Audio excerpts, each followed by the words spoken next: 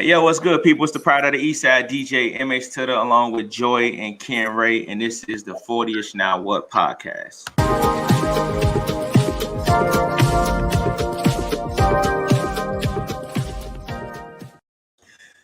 Yo, welcome back to another super dope episode of the 40ish Now What podcast. How y'all feeling today? What's good with y'all? Everything's good. Hey, everybody. What's up, Joy? Hey. Y'all cool? Everything good on y'all end? I ain't getting nothing to drink. I've been running late. I'm sorry. I got water. I'm fresh off a workout. I don't know if y'all can see my face is still flush. It's still red. So I'm drinking water. I got tea. Yeah, right. Yeah, right. All right. Well, we're gonna salute anyway. You know, we're gonna salute each other anyway. Even though we don't got a glass, like salute to y'all. I know. Hey, y'all. So, Ray, you all right? Ray, you look froze, Ray. Nah, he moving. He drinking his little tea. Yeah. So he say. Is it me? What's going on over here? I'm not froze. You're not froze. Nope. Ken Ray look good. You look good. Everything look good on my end. All right, so tonight episode, we got a super dope, super phenomenal guest we want to bring on, man, because, you know, every week can't be ratchet. Every week can't be the craziness. So, we can't salute without the glass. Shout out to Keisha, shout out to Wild, everybody who tuned in right now. We definitely can't salute without the glass, right? But tonight, we want to educate the people, right? So we brought on not just a friend, not just family, but one of the most dopest realtors in the game. Shout out to the homie Lavar. Harden is here in the building with us today on the 40ish Now What podcast. How you doing today, bro? What up? Welcome to 40ish Now What. Thank you for having me, man. I appreciate it. So we just gonna jump right to it, right? We're gonna get right to it. How long you been in real estate? Man, so just to give you an idea, so I'm in Houston. I've been in Houston since 2014, and I've been licensed here since 2016. But I initially got my license in Chicago in 2006. So you're looking at about 15 years in the industry. Wow. What made you get into real estate? So in 2005, one of my homeboys, his father passed, and his father left him $1 million. And $1 million? $1 million. Wow. Yeah. So he was looking at high-end condos downtown, and he wasn't getting no play. So just think about this. This is somebody that has cash, $1 million to buy a condo. And he looked like us. And when he was reaching out to real estate agents, they were showing up late or, not scheduling, showing appointments, things of that nature. And I'm like, man, we deserve better treatment than that, And I started enjoying, looking at the properties, things of that nature. But it went from me just going with him and saying, it's cool to be in this atmosphere, to me going with him and actually taking in real estate and just learning and meeting people that have been in the industry for a long time and really starting to meet investors, things of that nature. And I said, I need to go ahead and get my license, man. I was working at the University of Chicago. I graduated college in 2005. So I was working at the University of Chicago. That was my first job out of college. And I was working there and doing 37 and a half hours a week. And that's the maximum amount you can do before they give you full-time benefits. And I'm like, you know what? If I'm going to work this much and not get full-time benefits, I need to be doing something for myself. And, the rest is history, man. It's dope. It sounds like that's awesome. It sounded like you started around the time of when the economy fell out the bottom. Mm-hmm. How do you work through that? So 2006 and 2007 were good years, man. So I worked with a condominium developer right in downtown Chicago. And just to give you an idea of how the real estate was set up, like the first property that I sold was about 800 square foot condo at 440 North Wabash. and it sold for like $800,000, right? 800 square feet, 2-bedroom, 2-bath, white appliances, white paint, Formica countertops, and then you got to pay like 50 grand for parking. You got to pay like 50 grand for parking, to get a parking space. And I'm like, dang, I'm about to eat. You know what I'm saying? You said that was the first time? Yeah, I'm 22, still living at the crib, and I'm thinking this is just gonna last forever, right? Then 2008 hit, man, and the market that I was selling in, primarily condos, like they felt it really bad. So it went from me at the closing table 3 to 4 times a month to me at the closing table like once a quarter. Can't nobody live like that. Right. And because I was still stacking my paper, I was just put in a very blessed and fortunate position, and I was able to start buying properties in Riverdale. So I was, going to the auctions, and I was buying properties in Riverdale for like $15,000-$20,000 that only needed like 5 or 10. Wow. Worth of work. But again, I was just fortunate. When 2008 hit, I just was kind of sitting on some cash because I was so young, still living at home. And now, granted, this around the time when we first met, and we was out partying like every week. Yes, sir. Yes, we were. Every weekend. You hear me? I mean, hell, I can remember going out every day, to be honest. Word. Sunday to Sunday. And so, that's kind of where my bread was going. But for the most part, I was able to stack some paper and started investing in real estate. And then around like 2009, 2010, you would see it was really hard to get things for $20,000, $25,000.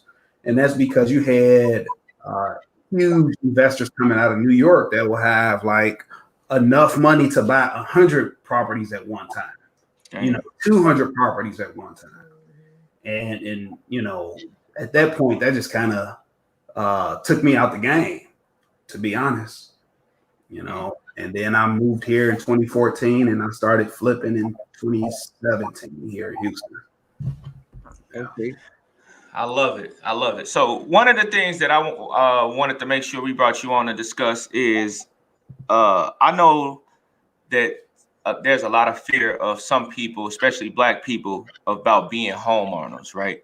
Could you just get a people like a reason why buying a home is a great investment? Yeah, absolutely. So the first thing you want to look at is the history of the area that you're going to be purchasing in, right?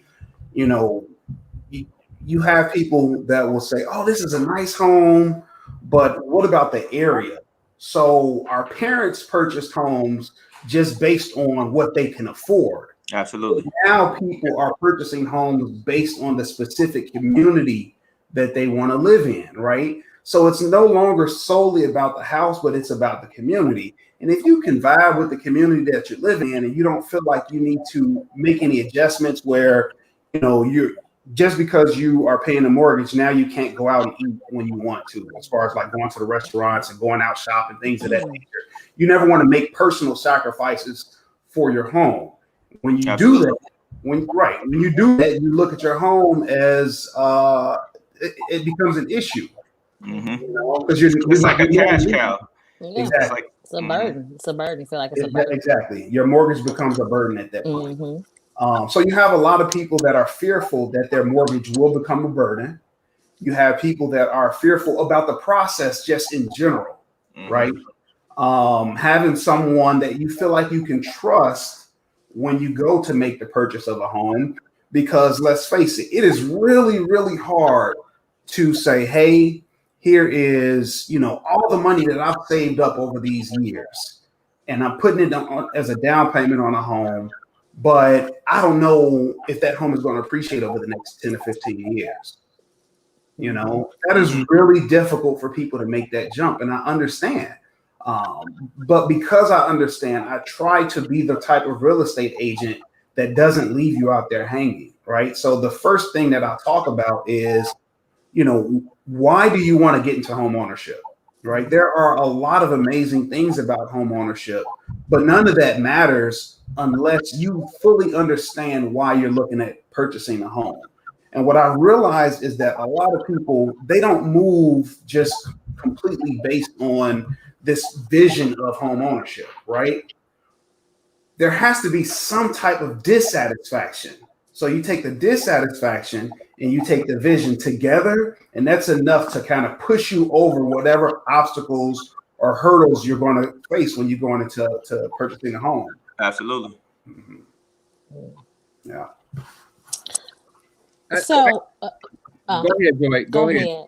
So what do you like to do with your client first? What would you like to have them ready with when they come to you? Would you like to see them with the pre-approval letter? Do you want them to talk to you about you consult with them first? Mm-hmm. Like, what do you want to see before you start working with a client? So the first thing is, I want them to understand who I am as a real estate agent and what I offer, what I bring to the table, my expertise, my knowledge, and the type of education that I'm going to take you through when we're going through this process together, right? Now, from there, even if you purchased a home before, the process will always change because I'm in the business every day and it's changing from day to day. Right. So you have people that are not first-time homeowners that don't remember what they went through the first time, or, they just had a bad agent, right? So the first thing is I want to know who you are, what your goals are when it comes to home ownership, what type of timeline do you have? Do you need to purchase a home within the next 2 months, or do you need to purchase a home in the next 6 to 9 months? What are your goals? And understanding that, then we can kind of build a roadmap. But we know the goal is to own a home. We need to figure out where your starting point is. So we can't get from point A to point B without knowing what point A is. So that's where the pre-approval process comes in, right? Mm-hmm. So a great lender will take a look at your debt, your income, your credit score, and then the type of assets you have. So either if you have cash available for down payment and closing costs, or would you need to tap into a 401k, or do you have a rich uncle that can help you out with your down payment, whatever, right? So a lender will look at all of those factors and say, hey, currently, right now, in real time, you qualify for a home at this price point, or they'll say you don't qualify for a home at all. And here's why. If you make these adjustments, they'll bring your credit score up. If you make these adjustments, you can lower your debt to income ratio. And that gives us enough time to say, okay, now we can create a roadmap to get you into the home. And you're there this entire way. So you're not leaving all that up to the lender. You'll still work with this client, even if they're not ready, is what you're telling me. Okay. Right. So even if they're not ready right now, I'm still going to send them homes. I'm still going to send them information, because at the end of the day, what happens is, if I'm not providing them with a wealth of knowledge and just cheering them from the sideline, like, you can do this, then, they may just sit on their hands and say, I'm okay with this 500 credit score. And, but that's actually unique, because not all realtors have that frame of mind. Some of them say, well, call me when you get it together, or let me know if anything changes. They don't stick with them through the process. So I think that's awesome, that you will continue to work with them. And that builds a good relationship with me, because your business is based on referrals also. Right, so, exactly. And that's the thing. It's like, just like you said, so it's built on referral. So if they're not ready right now, that does not mean that I need to kick them to the curb. They may have someone in their circle that's ready. That's ready. Absolutely. That's a good business ethic. That's awesome. I do have a question. When we was talking about you just breaking out finances, do you see that there are some racial practices that are done during that process? Because I'm just saying, from what I noticed, that I noticed that if someone was compared to me that was Caucasian, that had the same financial history, might approve for more than I would. I have seen that case happen before. I was wondering if you had that case happen since you've been in the business. So because I understand the history of real estate, I've never seen that personally, right? Because I don't know, like I don't even want to look at my client's profile. I don't care how much money you make. I don't care what your credit score is. I want a professional to handle that, and that's what the lender is for, right? So I'll put that on the lender's shoulder because they're the ones that'll be providing majority of your financing. Absolutely. So, you know, that's not what I do. But I'm not naive. I understand the history of real estate, especially in Chicago. I know that at one point in time, there was a refusal to provide loans in Inglewood. There was refusal to provide loans in Roseland. I know that, right? So because I know that, I'm not going to just say, oh, well, all of a sudden, all that's changed. No, I'm sure it hasn't. You know, I'm sure it hasn't. Word. But I have not seen anything, you know, so I can't speak to it saying one way or the other. But my assumption, just based on the way of the world and how little the world has changed, I'm assuming that it does still happen in some way, shape, or form. Yeah, I just peeped that. I can remember back when I was younger, looking into real estate, looking into buying a property, where I had a guy next to me that was probably comparable. This guy was able to get houses twice as much as he was getting approved for houses, twice as much as you know I was getting. Right. Because it seems like that they was kind of zoning you into one area, especially if they looked at the creditors, looked at you, see that you was from the south side. It's like they were trying to keep you boxed into an area instead of trying to buy within other areas.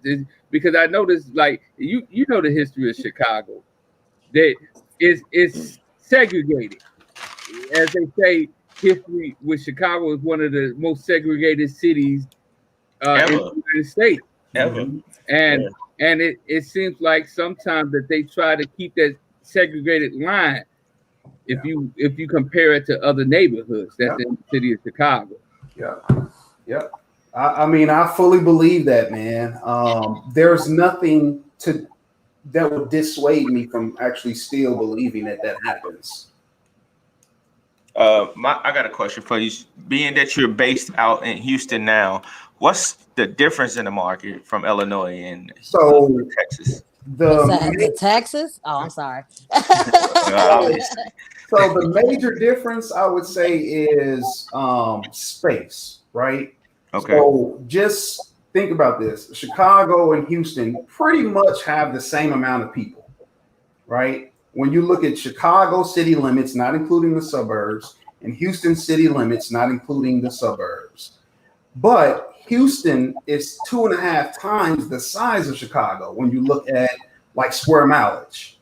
So because of that, you have more space to build. So here you have a lot of single family homes with large lots, right? Where in Chicago, you have duplexes and triplexes and quad. They have no reason to build up in Houston. There was never a reason to build up. You could always build out. You know, you could have, you know, a 5,000 square foot lot or a 10,000 square foot lot, put a single family home on it.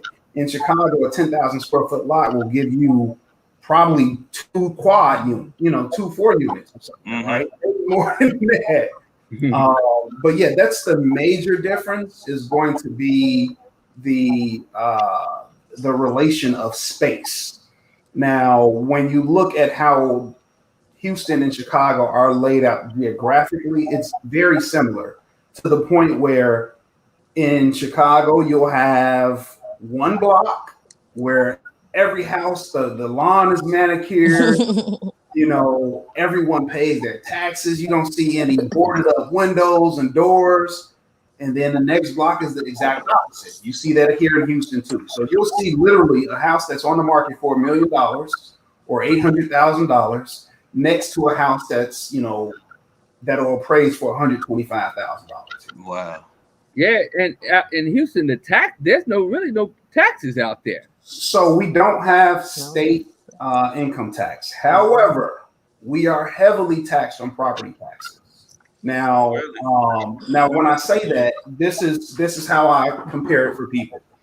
So in California, if someone has $1 million home, they're paying about $10,000 a year in taxes.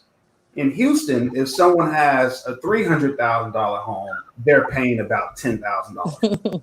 Damn.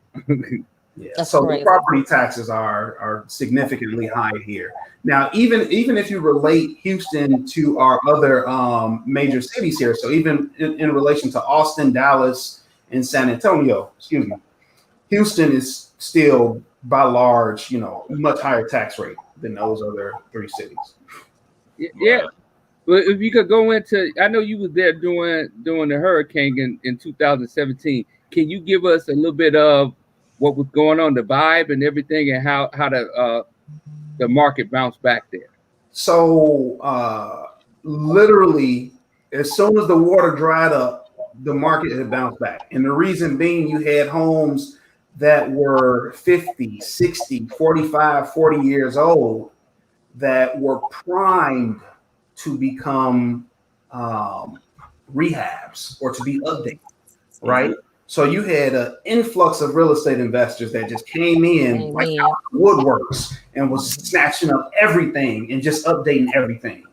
So you had entire neighborhoods that appreciated 25, 30, 40, 50%, within a year. Wow.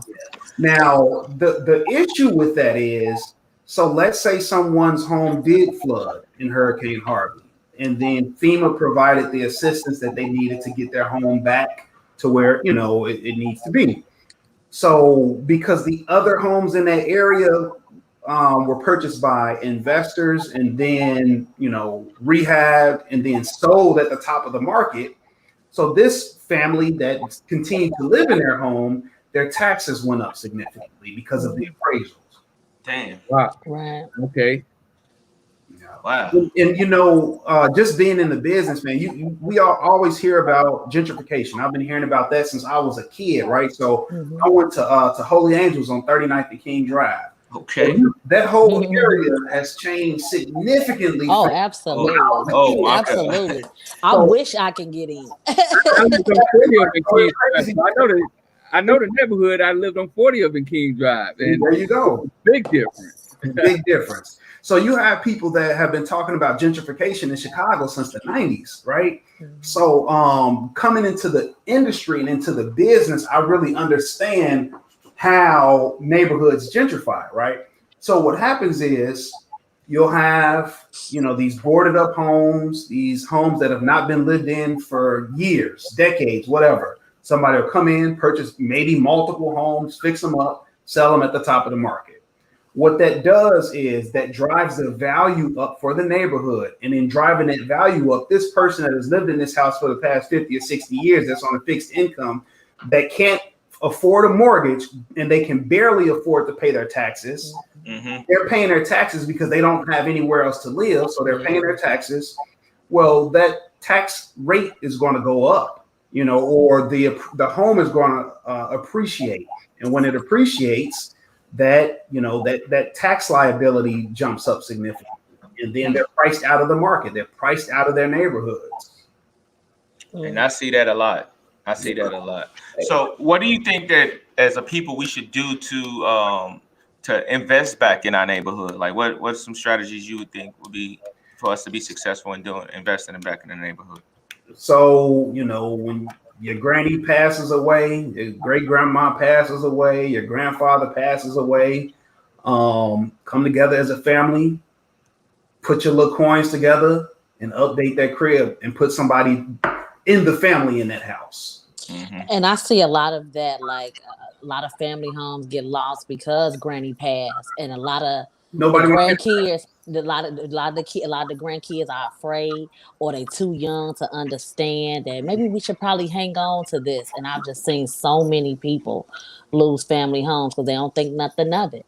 And I want people to think about that, like this is still an investment, even if you don't put, another family member in it, still fix it up like you say, and Mhm. rent it out to somebody else. Like keep that stream of revenue. It's still an investment. Like I don't want people to think that owning a home or a building, a 3 flat, 2 flat, whatever, is a burden. It's gonna be an investment. Yeah. And Well, one of the reasons we think that is because, I mean, we work extremely hard for our money. mm-hmm. Right. When we see our counterparts that don't look like us, and maybe they're bypassing us on their career path or whatever, but we have the same title, we're doing the same thing for 8 hours a day, and now I've come into a little nest egg, maybe. It's like, okay, well, let me sell this and make $20,000 real quick. And not looking for the long term. And you're absolutely right. I see that too. Like, ooh, now we got the building, we can sell this, and we get like, how long is that money about to last? Because now you got to split it with everybody else. Mm-hmm. You got to split it with the other grandkids or Mm-hmm. your other siblings or whatever. But yeah, they got to get out of that mindset. Like, no, we want to hang on to this. You need that asset. Yeah. Well, you gotta look at it from a standpoint that a lot in our neighborhoods, the financial literacy is not there. It's not there. Yeah. It's us. Our generation is usually the ones that teaching it now. Mm-hmm. Because now we got the internet, we got more avenues to learn about it. Now we can go back and teach our kids. It's just that when I look back at older generations, or you can even look at families in the hood where one person might buy the home, but nobody else is educated on the finances of what they have. Sometimes they go to the gold mine and they don't know it. They don't know it. They don't know it, and they fearful. So check this out. Just speaking of that, right? My grandfather was a handyman, and he worked for a Jewish family in Chicago, and they had multi-family homes. So one day, my mother and I were talking, right? I'm an adult. I was probably like 20, 21 years old. We talking, and she was like, when your grandfather passed, he passed, I was about 15. She was like, when your grandfather passed, or before he passed, he told us that there was a family that offered him a 2-flat. And I'm like, okay, where is it? Where is it? I'm like, where is it? He was like, no, I don't need that. I'm good living here in the garden. So he lived in the garden unit in the basement. Oh, wow.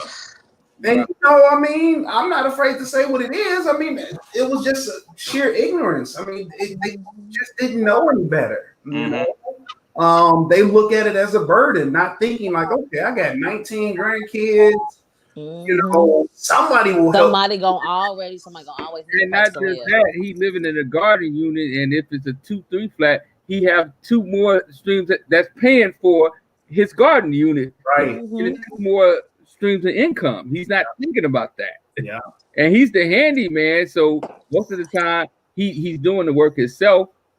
So that's not that mind frame is not taught. It's just like when people come into the game, when like a single person that's looking for an apartment, they think to go buy a condo.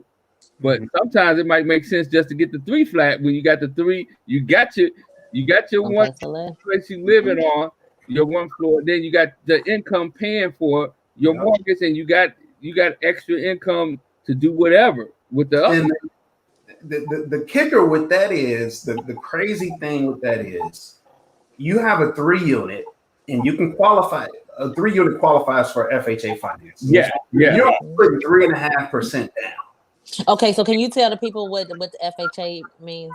So FHA is a loan type, right? So you have an FHA, which is a government-backed loan.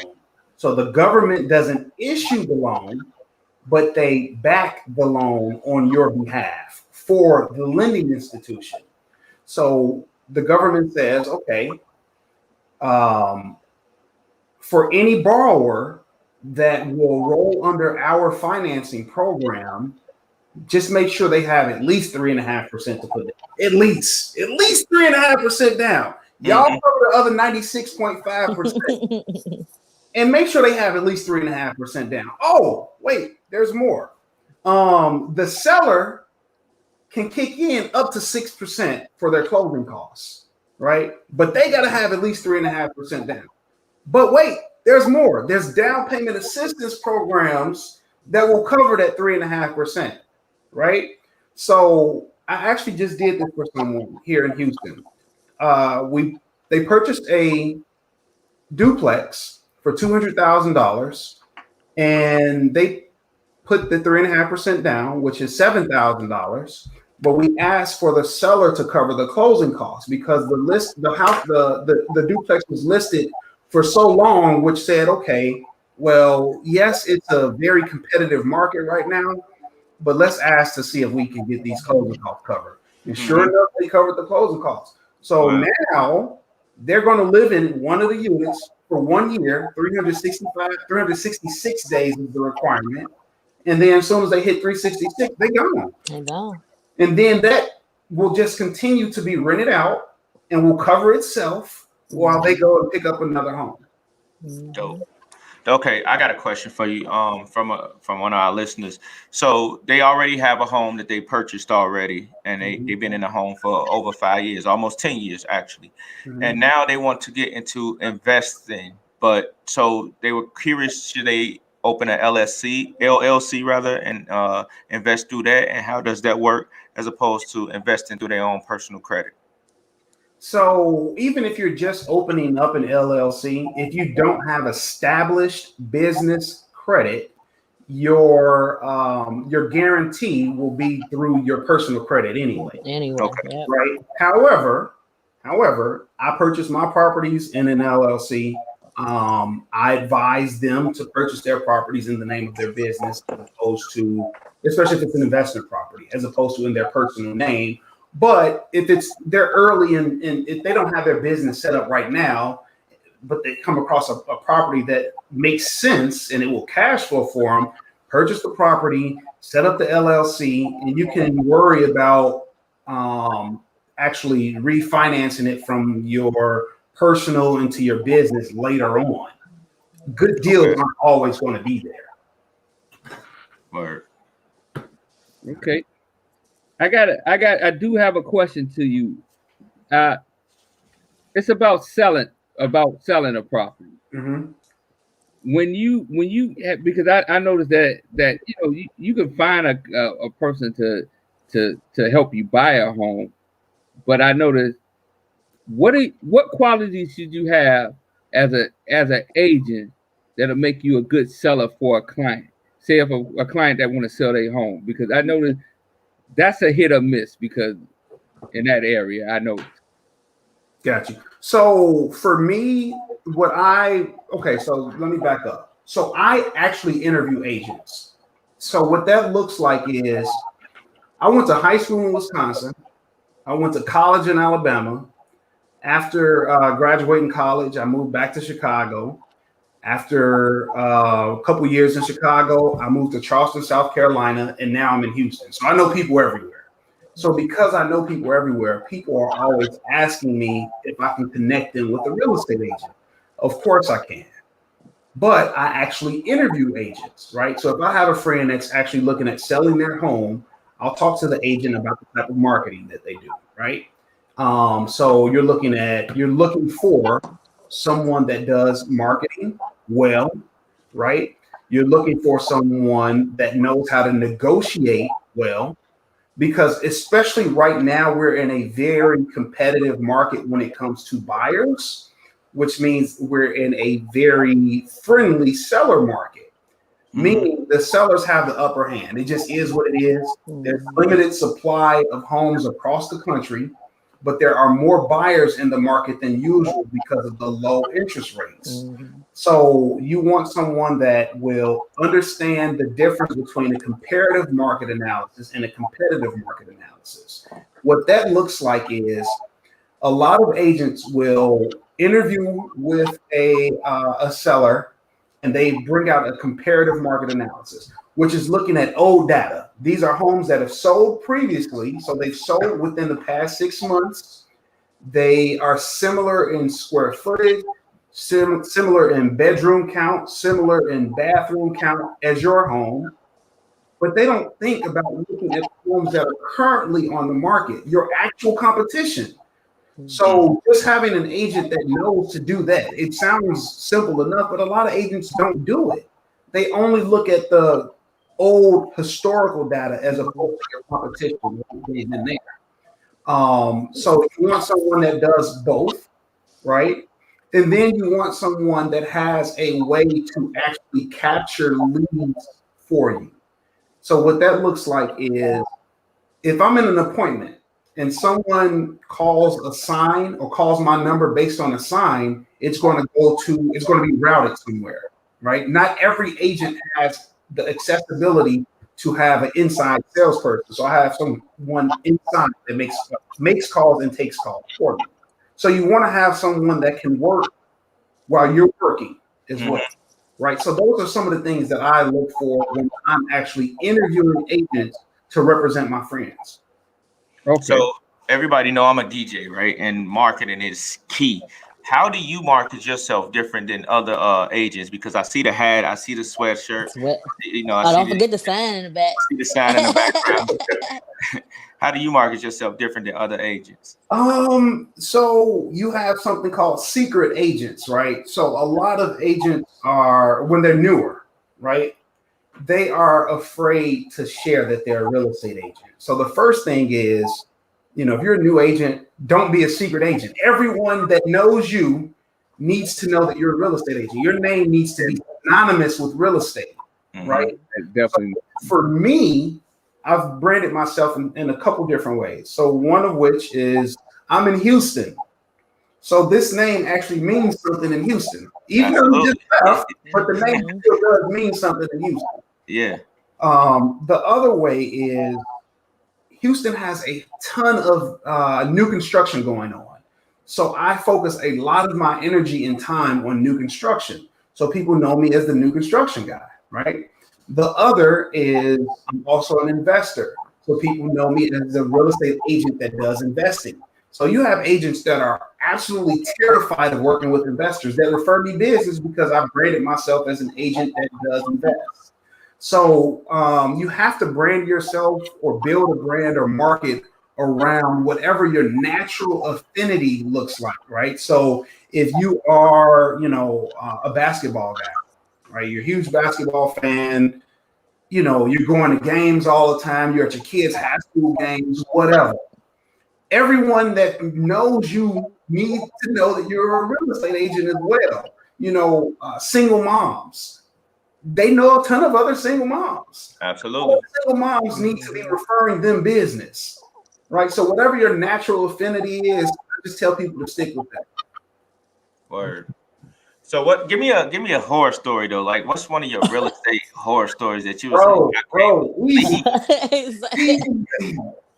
easy. This happened to me. I've been in the industry for 15 years. Okay. So check this out. I purchased a house in August, right? So a big deal. Past August, like this recently happened. So here in Houston, a lot of people prefer to have a master bedroom or primary bedroom downstairs for whatever reason. In Chicago, a lot of people have upstairs, their primary is upstairs.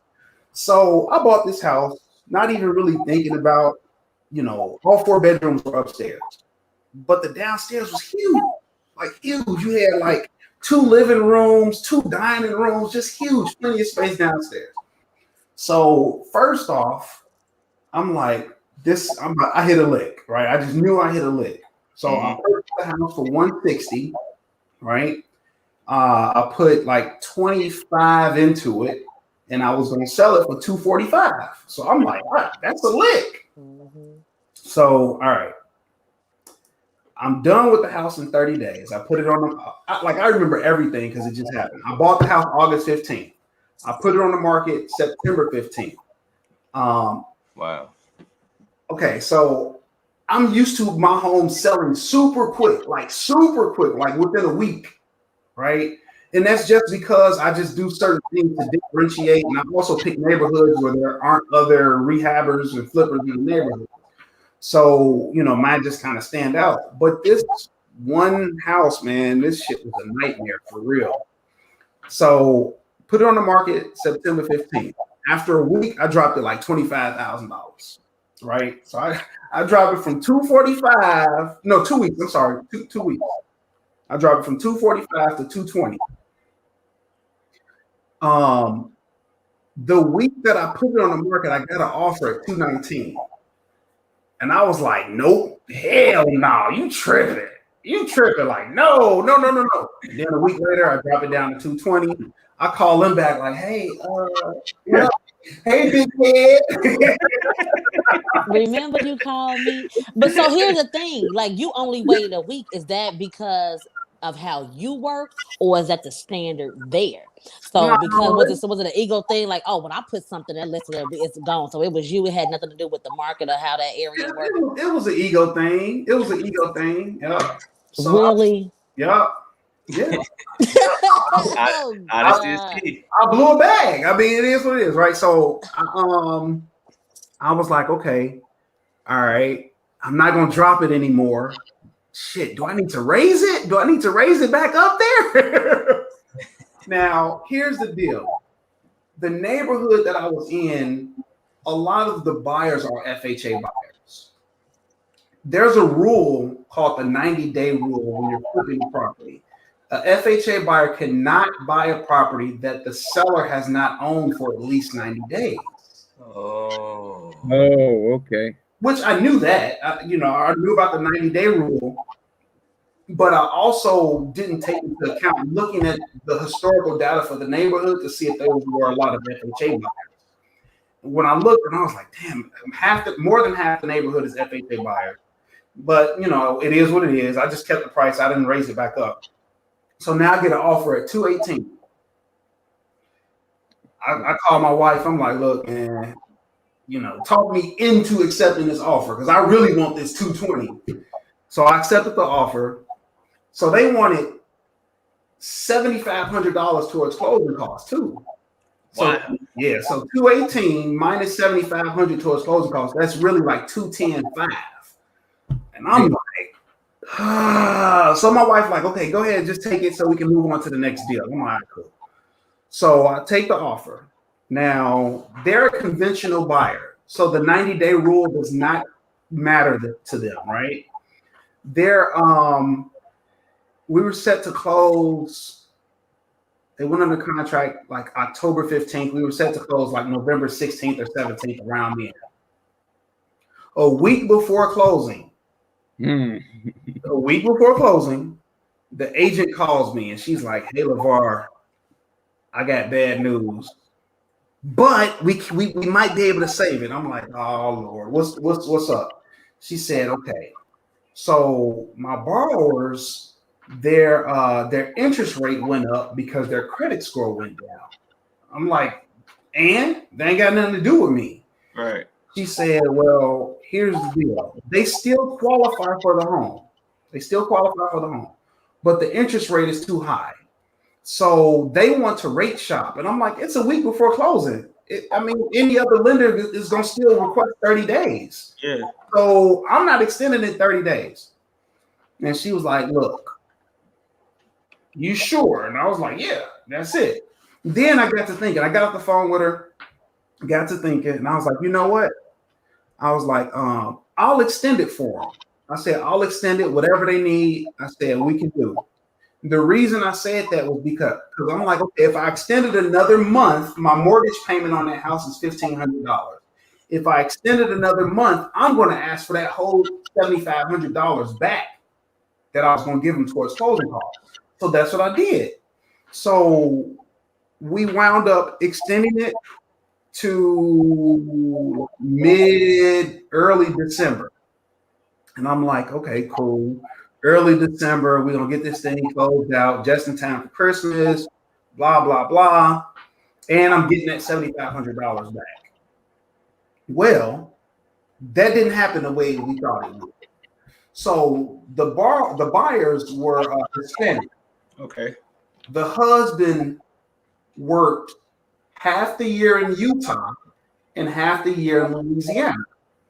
So the underwriter for the lender hit up the agent like a week before closing again and said, "Hey, we're looking at his verification of employment, and it only shows like he makes $30,000 a year. He can afford a $220,000 home." And I'm like, "That's not my problem. It's not my problem." And at this point, like, everything you got to say to me going in one ear and out the other. And she was like, I think he works in 2 different states. So maybe they didn't do the verification with the other entity. It's one company, but like 2 different entities to get paid separately. So that was fixed. Now, the title company sent out a notary to Louisiana for him to sign. The notary gets there and notices that all of the documents he's Hispanic, so they have like hyphenated last names. Yeah, two last names. Yeah, so only one last name is on all of the documents, but his driver's license has 2 last names. I'm like, ain't this man? Come on, you gotta be kidding me, Right. Now I get a call from the title company. Now, when I purchased the house from a lady. Her husband passed, and the house was too big for one person, so she sold it to me. The title company needed there's something called an heirship affidavit when someone passes, basically saying that you are the remaining heir. No one else can come and actually acquire this property later on and say that they had ownership into the property, none of that. So they couldn't find the heirship affidavit from the title company that I closed with when I purchased it. Now, y'all, this is not normal stuff. Like, to be continuing to happen. This is not normal.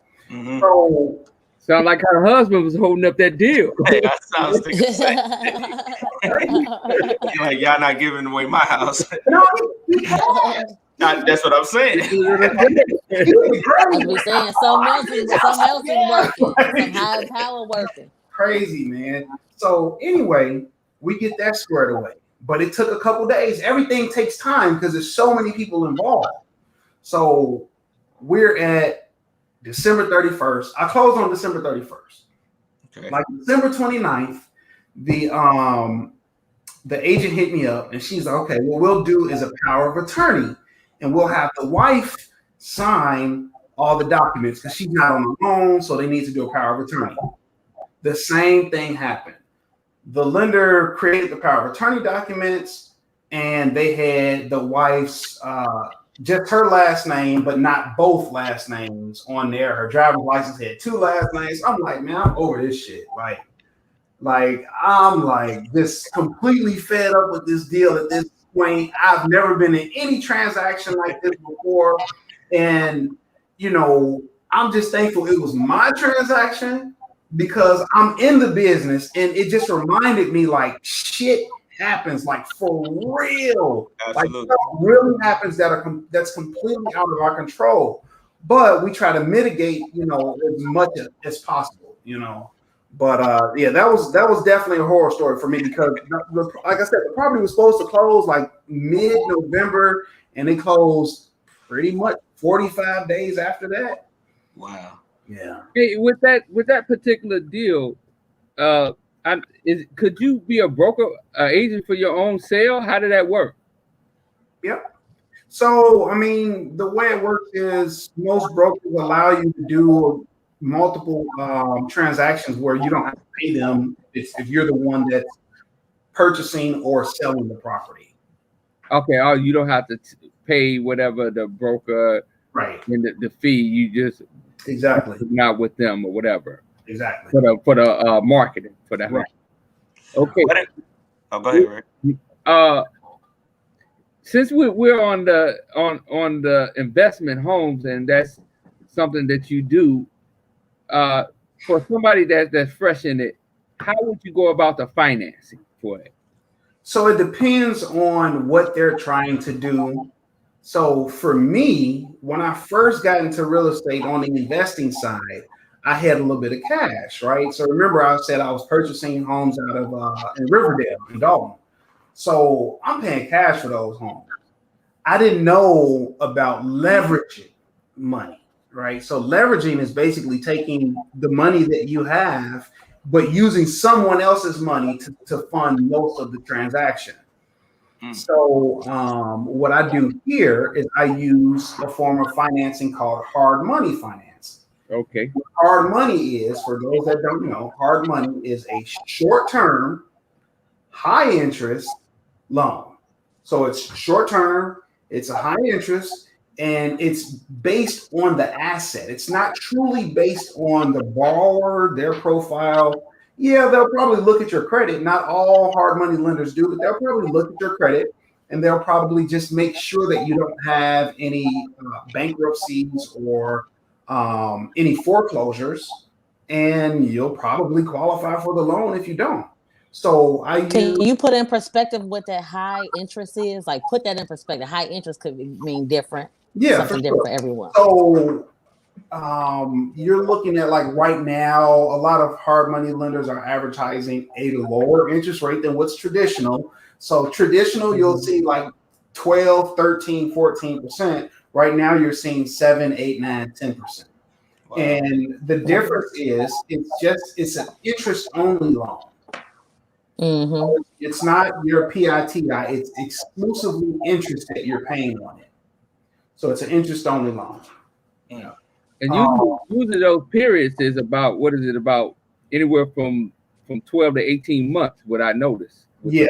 So depending on how long the project is, so I don't do projects that are going to take that long. So you're looking at maybe 6 to 9 months is probably standard.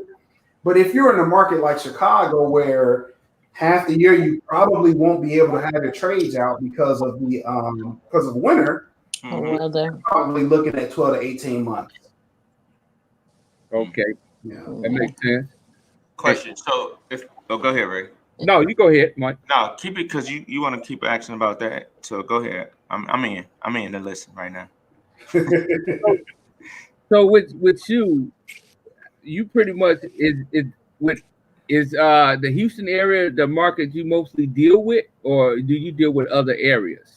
So, okay, here's the deal with that.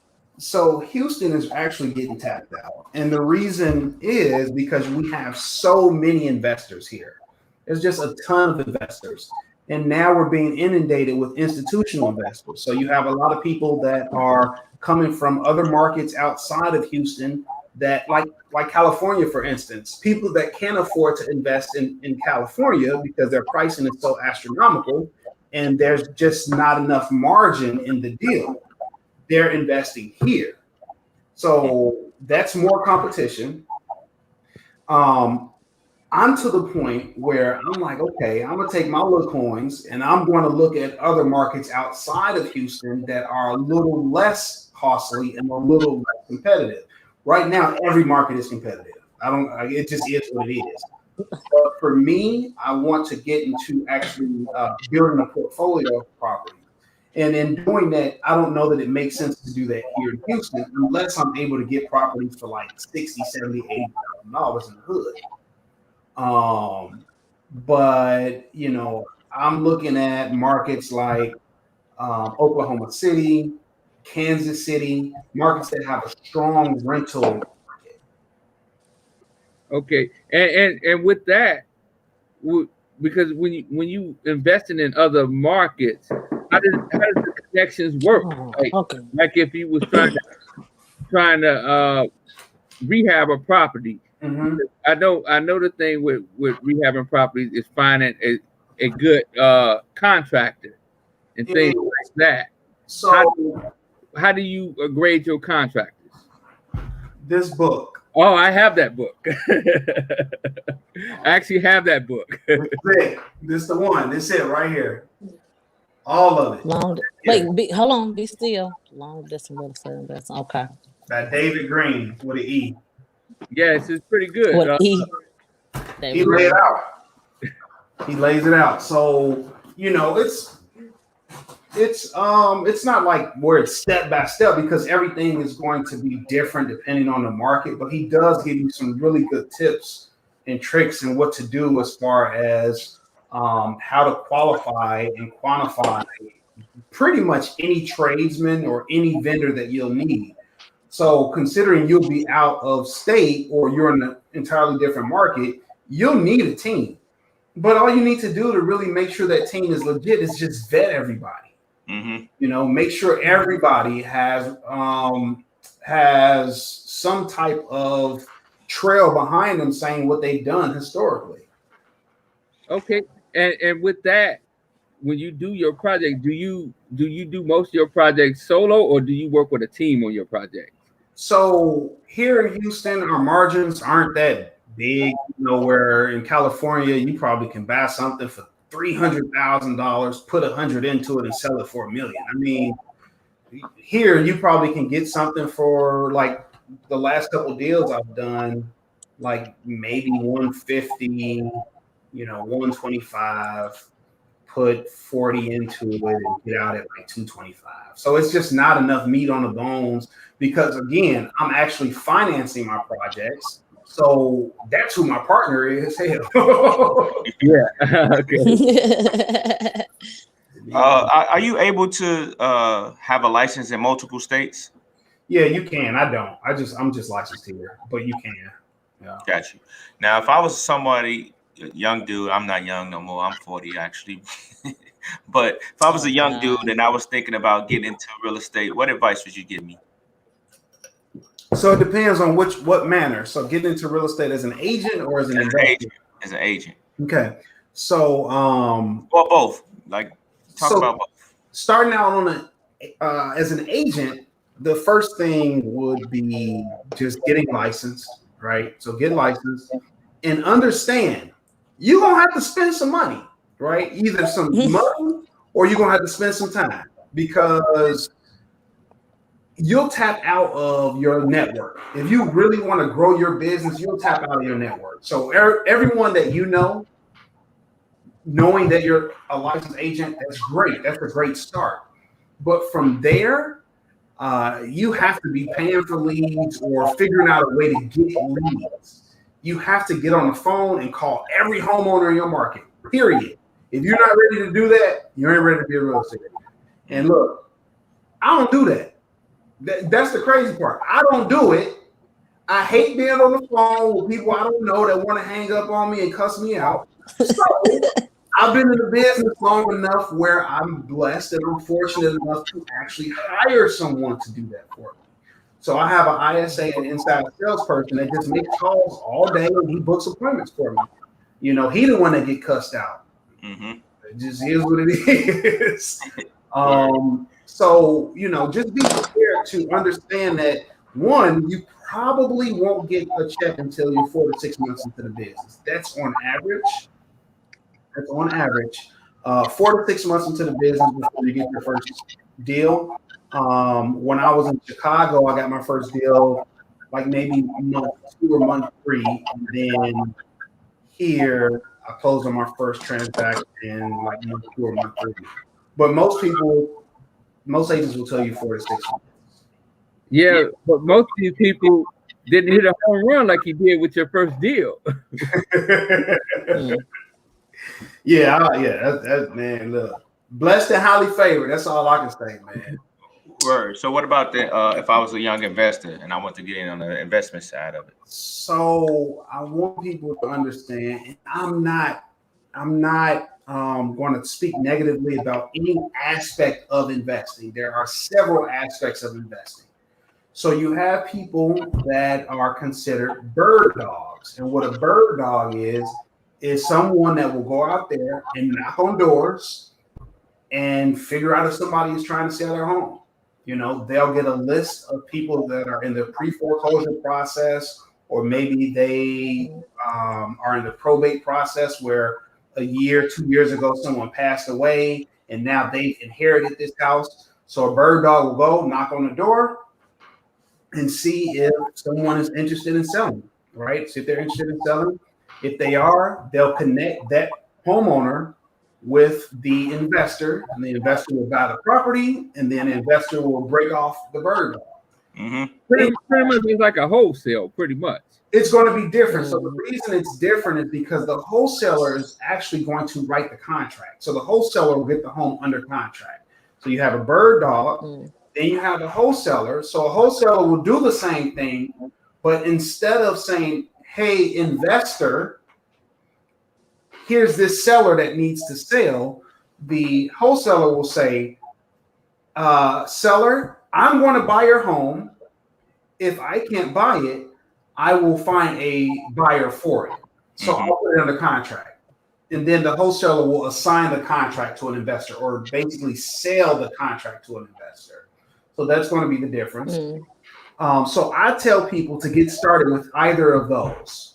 So either bird dogging for an investor that will provide you with the leads to knock, or wholesaling. And at that point, if you wholesale, you're legitimately in business for yourself, right? And in order to wholesale and really grow your business, you need to have a ton of buyers. You got to have a ton of buyers, because you have some buyers that are only buying specific neighborhoods, some buyers that are only buying specific price points, some buyers that will buy a home that, you know, they'll do everything that needs to be done to the home except for plumbing, or they'll do everything to the home except for foundation work. You just have to have a whole pool of buyers. And then you have people that are truly solely looking at getting into investing. Okay. If you're looking at getting into investing, you have to learn. There is no way around it. I don't care. Like, I'm not okay with people just putting their money out there, buying a bad investment, and blowing a bag like that. There are so many ways to learn how to invest in real estate properly. So the first is to actually learn. Okay. So this book talks about both flipping as well as if you are going to buy and hold a property. So that's a good place to start. Okay. Another good place is The Millionaire Real Estate Investor by Gary Keller. That's a great one. Let me see what else. There's really good books out there. There are great podcasts. One of the best podcasts on real estate investing is Bigger Pockets. So I always tell people to start with Bigger Pockets. And then if you're ready, like you're ready, then you need to know how to run numbers, because a deal ain't a deal if the numbers tell you it's not a deal, right? So what that looks like is, if you are looking at flipping, what got me started, I use houseflippingspreadsheet.com. Houseflippingspreadsheet.com. It's a free spreadsheet to help you run numbers to determine whether a deal is a good deal, a great deal, or a don't touch it deal. Other thing is mindset, man. Your mind has to be right. You have to understand, like, look, I'm going to go into this, and I'm going to go into it, and I'm going to go into it with the mindset that I am going to make money. I'm not about to blow money on a bad investment. And again, there's enough tools out there to really get started and understand what you're doing. I love it. That's awesome. Yeah, I'm gonna check out some of those books. You should put them like some way for you to see all those books. I'm gonna forget by tomorrow who wrote what. I remember you said green with an E.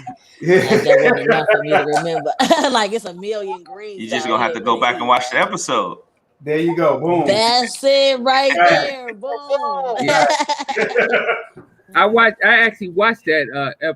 I watched David Green podcast every week.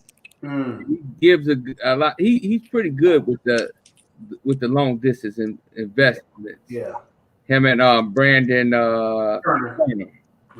Yeah. So I follow a lot of that stuff. I mean, they make it like as simple as possible. You know what I'm saying? Like they really truly try to make it as simple as possible, and they giving game. I mean, it just absolutely is what it is. Yeah, they giving game. Yeah. Another one I look at. Earn Your Leisure. I like that podcast. Okay, yeah. Good one. And they brothers, right? They brothers. Yeah. They pretty good with breaking down investing period. And they talk about a lot of real estate. Not just they talk about multiple ways of investing, but real estate, they bring a lot of good people on. Yeah. And you can get a good understanding from them guys. Yeah.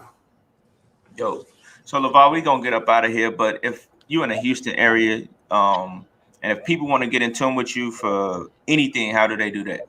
So first and foremost, even if you're not in Houston, so I'm tuned in to agents across the world, right? So I mean, I just have platform in which, you know, a nice healthy portion of my business is referral based, and I can't help everybody, but because it's referral based, I'm able to actually share referrals with other agents across the country and across the world.